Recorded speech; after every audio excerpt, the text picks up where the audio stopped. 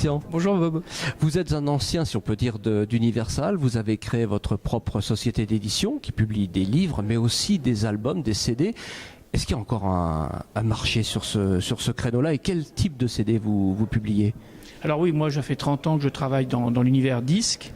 J'ai travaillé dans des grandes maisons, j'ai Sony Music et Universal Music, où je m'occupais du catalogue. Et dans le catalogue d'Universal Music, je me suis rendu compte qu'il y avait tout un pan de choses qui n'avaient jamais été travaillées ou rééditées.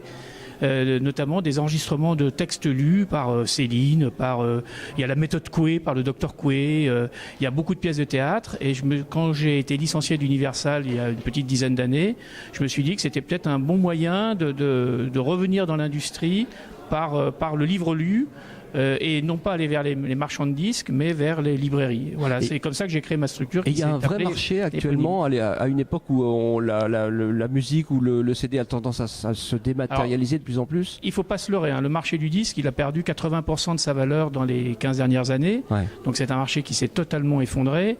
Mais le livre lu, qui était à l'origine de la création de ma structure, qui s'appelle Éponyme, c'était quelque chose d'assez nouveau.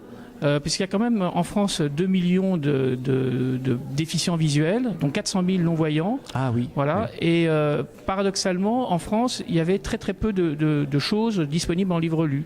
Et donc moi je suis parti là-dedans en partant des enregistrements anciens, notamment de pièces de théâtre, de poésie, par Aragon qui dit ses textes par exemple, ou Jacques Prévert.